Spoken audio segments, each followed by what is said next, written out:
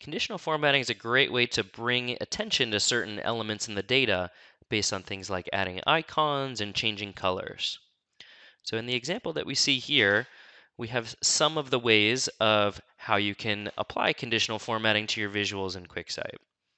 So for instance, I can change things like the color of the text, or add or remove icons and change the color of those icons. I can also change the color of the progress bars that you can actually show on your KPI visuals. And then in my text table here, just some examples of using a continuous gradient and changing text color based on that. Adding icons based on if some threshold is met. So in this case, if the year over year was up or down. Also changing background colors and changing text colors, but in a discrete fashion versus a continuous fashion where you have a gradient here.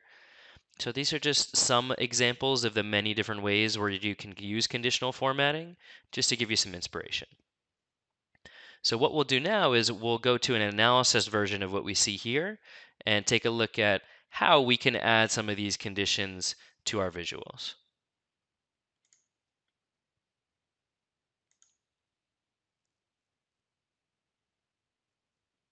So here I have an analysis based on the exact same data, but before I have applied any of the conditional formatting. So we'll take one example here first on this KPI value. So you'll notice on KPI charts and tables, as well as pivot tables, you'll see a new option here for conditional formatting. And these are the visual types that we support in the first version of this, but you can imagine that we'll add more over time. So for instance, on the KPI, as I choose conditional formatting, I can choose to change the text color, add an icon, as well as change the color of the progress bar. So if I change the text color first, I can choose, do I want this condition to be based on the difference between my actual and my target, or the percentage of, which is what's shown right now, it's 70% of my target, or the difference as a percentage, or just the actual value, or base it on a completely different field that I'm not even using in that visual at all. So in this example, I'm going to do it based on the difference, the percentage. And here's where you start to add your conditions. So it can be as simple as just having one condition where I say, if it was less than or equal to 1, then I want to turn it red. So a quick apply there will show how that will work. Accounting for the case for when I do surpass 100%, I'd want to add another condition here where it's greater than or equal to 1 that I want to add, change that color to be green. And I can continue to add conditions if I want to have middle tiers and other sets of thresholds there. So here's a first simple example. Similarly, I could add that to the progress bar here by choosing this add foreground color. So that's going to change what we see right here. I'm going to do the same thing based on percentage. If it was less than or equal to 1, I want to change that to be red. And if it was greater than or equal to 1, I want to turn it green. So now my progress bar will has those same conditions that I'm setting on the text itself. So let's do another example here on this one. So maybe I wanted to add an icon because this represents a month over month change. I want to add an icon if that data went up or down. So again, I'm going to choose conditional formatting, and this time I'm going to choose add icon. So there's an icon set that comes out of the box right here. So for instance, the difference, which is just the absolute difference, if I just hit apply as is, it will use the current icon set. So it was down, so it went with this red minus sign. There's multiple different icon sets here that you can apply. You can also do custom conditions. So sorry, before we go there, the reverse colors option, if something goes up, it doesn't always mean that it's good. If we're talking about number of incidents or something like that, more is oftentimes a bad thing. So this is just a quick way to reverse the color assignments associated with those, and makes more sense if I'm doing things like arrows. But if I want to do more custom conditions, I can change to this option and be a lot more prescriptive about it. So again, I can say if it was greater than 0, I want the arrow to go up and I want it to be green. And I'm going to remove this middle condition and just have a less than 0. I want it to be red. So now I have my red arrow here. You'll notice that you can also, in addition to the character sets that we include out of the box, you can add your own custom Unicode icons. So I went and found a cool little smiley face here, and I'm going to set that so that, for instance, maybe on my one here where I've far surpassed my target, that when it's greater than 1, I want to use a custom icon.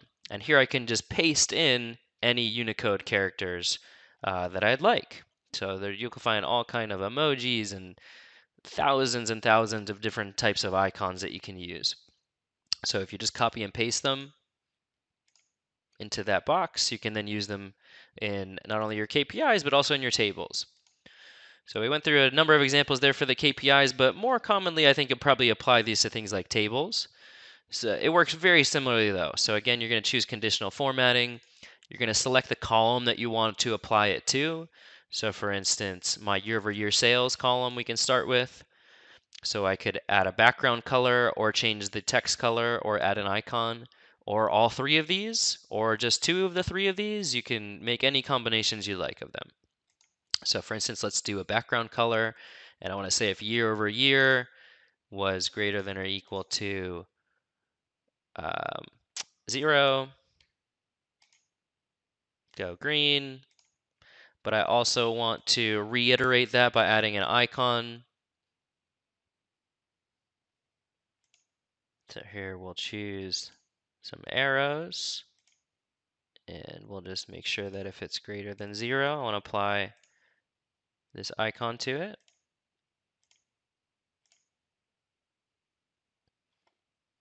So if it was above 0, it's turning the cell green and also putting the arrow.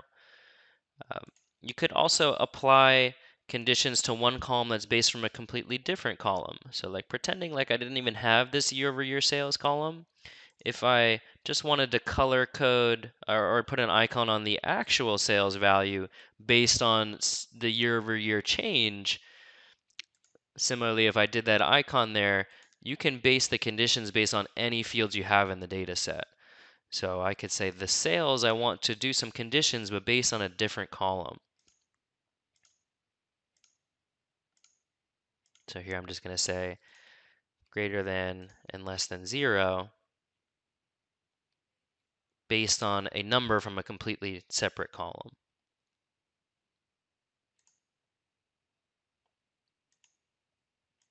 And just to round out some of the other options here, so for instance, text color, you'll notice on the top that you have separate sections for solid color breaks or a gradient. So far we've been doing solid colors, but the gradient allows you to choose min and max values and then do a scale or a continuous gradient amongst them. So for instance, if I just do it as is and choose kind of white to blue, or you know what, let's actually do more of a black to blue. So now as the number is lower, it's black, and when the number is higher, it's blue.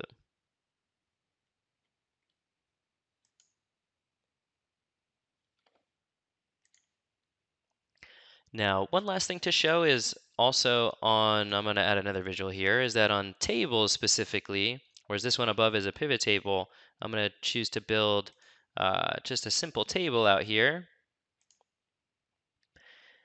And let's add all of our industries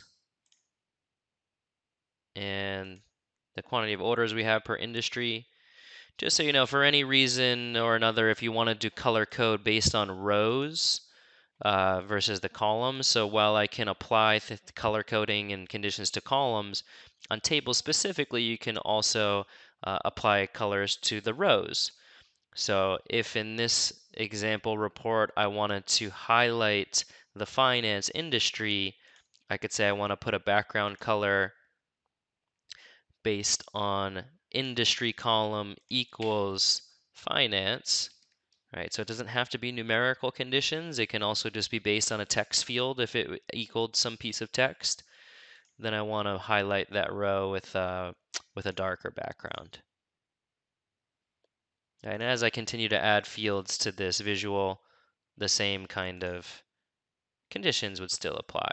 So anything from where industry equals finance is going to get a darker background.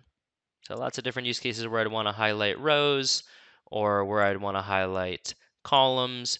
You can do combinations of the two as well, and you can control which one should be applied on top, right? Because if I'm coloring this column based on something and I'm coloring the row based on a different condition, I can choose which one's going to apply on top of one another. So nonetheless, there's lots of new use cases and possibilities with the new conditional formatting options. So I encourage you to explore them and hope you enjoy the new conditional formatting.